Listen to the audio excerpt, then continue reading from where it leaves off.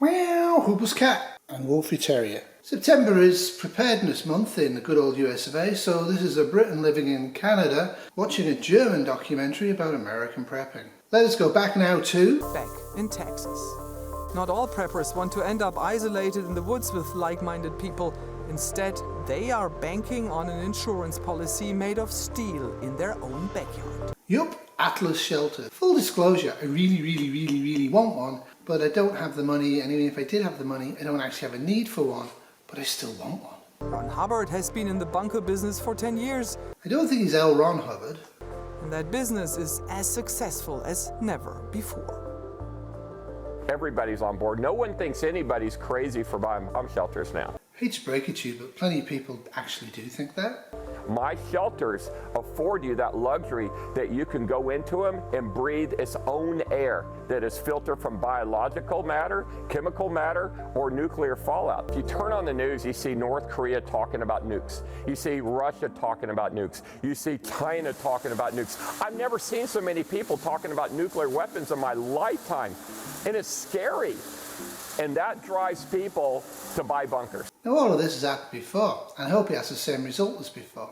But marketing in 2022 is different. Gone is the fun and excitement and wholesomeness of adding a few weeks to American life. Almost gone, but not quite, is using semi-nude females to lure in middle-aged guys. In contrast to Germany, hardly anyone in the US expects the state to provide shelters. Accordingly, private demand is booming. These are standard bunkers, 3 by 12 meters in size, with basic equipment starting at $200,000. In America, only the very rich and politicians will survive.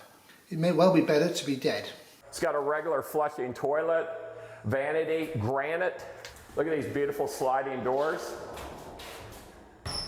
It has the underfloor storage here, so these will lift up, and all this down here is storage, and there's also water tanks that are built in. You can easily adapt quite a few of these ideas, and I suggest you do for your own plans, but I would point out, if it is a full nuclear war, to flush potable water down the toilet to get rid of your poop is not a very good idea, and it's a huge design fault. Fresh water is key. And then, of course, the most important thing, the air would run through this carbon filter with the HEPA filter in it and would give you breathable air. Dust and smoke will be huge issues in a nuclear war, depending on where you are, and the same would be true for a huge volcanic eruption and or a asteroid strike on the planet, because we can have all three at the same time, and that would make a great film. And when this is furnished and everything's going, you just feel like you're in an apartment. I don't really share Ron's enthusiasm. The idea of spending days, maybe weeks underground, triggers anxiety rather than a sense of security. Not to mention that you pay dearly for it. Here's a few Atlas Shelter styles. I'd make my own if you really wanted one. One thing, steel has gone very much more expensive now due to various reasons, which we won't go into in this video. The Atlas website actually says prices are in effect called them because of steel price rises. I don't think Ron Hubbard takes Fortitude tokens, but you could ask. If you do get one, make sure you have 2 separate entrances and exits, and make sure it's well away from trees, mountains, rivers, and buildings. Entrapment in one of these could be a very expensive tomb. And you're thinking, what about the regular people? It's unfortunate, and it's not fair, but the elites, the wealthy, get to live a better life than the rest of us. Week 3, the cat family emerges clean and shiny on the outskirts of what was North America's best city, Tirana. What now? That 400,000 Canadian dollars could have been better spent, thinks Huples, as the burned, angry survivors start to tear him into tiny bits. Wolfie Terrier was off, and now he has formed his own apocalyptic pack. So what to do if you can't afford to have a bunker built in your front yard? Like everyone else, get these and read them, please. Don't just watch videos on this type of stuff. Actually make some actions, at least to get more information. Figure out how to make an improvised bunker room in your house or wherever you live, even your own trailer. How can you harden that trailer to make it more likely to survive radiation effects and or volcanic ash and or an asteroid wave of heat hitting it? The other thing you should do is focus on the years after the SHTF. Far too many preppers focus on the SHTF, surviving the SHTF, the first few days, the first few weeks, or even the first few months. And of course, you have to survive to worry about the end of the year. But the problem is a lot of them haven't got the preps or the skills to survive once they've survived. You really need to focus on the next chapter of humanity and yourself post-apocalypse. Single-use items are a waste. If you can, get multi-use items, things you can use over and over or for different purposes. A bunker is mostly a single-use item. I'm not going to argue it could be multiple use, but mostly it's a single-use item. You also need to be aware of the fact that everybody's going to show up and want to get into that bunker, and you need to have a definite plan about that. Every friend and family member who knows about it and anybody they've told about it is going to remember and show up, especially if you're in an urban environment. And also I'd like to ask a few questions of Atlas, and I don't know this. Do they use local contractors? If they use local contractors, those contractors will remember that you put in a nuclear bomb-proof shelter on your property. They will remember that if there's a need for it. The other thing is a lot of areas, especially in Canada for sure, to put one of these in, you're going to need council planning permission. They're going to remember that that planning permission for a nuclear fallout shelter came across their desk. Like I said, making your own might be a safer and more viable prospect. It's certainly going to be cheaper. It won't be as comfortable. Let's go to somewhere. Near Austin, Texas, we meet another prepper at his home. John Stokes is in the Bitcoin business. That doesn't inspire me with confidence. He used to live in San Francisco and started prepping for disaster while living in that earthquake-prone region. It doesn't take a lot of money to get into prepping if you're thinking of prepping as gear accumulation and buying Leatherman tools or pocket knives or backpacks or this kind of thing, tents even. A lot of this stuff, the prices have been affordable for ordinary people. We're all ordinary people. However, he's correct that gear accumulation is the be-all and end-all for a lot of preppers. I mean, how many guns do you need? When I got started, my goal was like 72 hours, of food and water, and no power, this kind of thing. Everyone should have that. No excuses. And then I stretched it out to 2 weeks, and now I'm probably at like 6 months. Which is better than most preppers. Depends on multiple factors for you and your location. For where I am in Canada, 13 months is the absolute bare minimum I need of food. 13 months would be the minimum. I realistically would need 24 to 36 months per person to have a really good kick at the can to try and survive.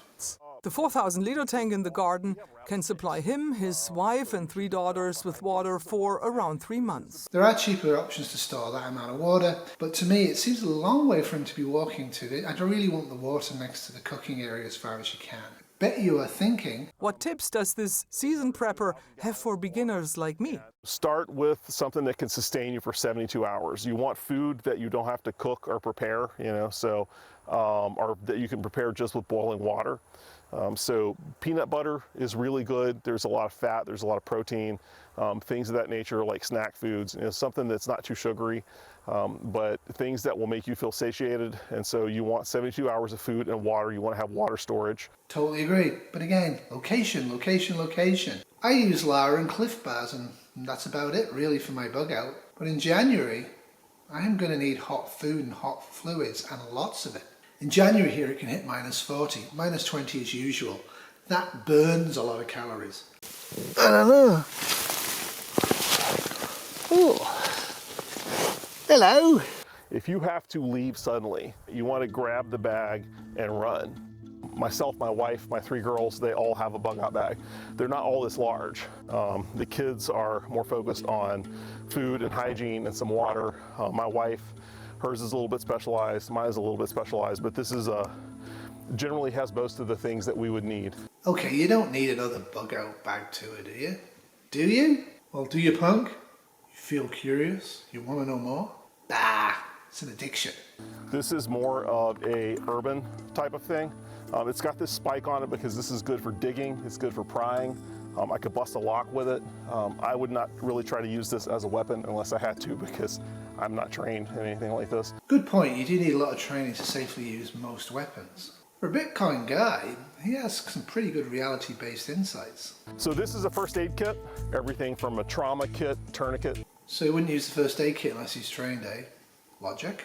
By the way, why is it bright orange on a military-colored camo bag? It doesn't make sense. You see this all the time. I've got food, signaling, fire making. These are some blankets, signal mirror, more hygiene. This is food.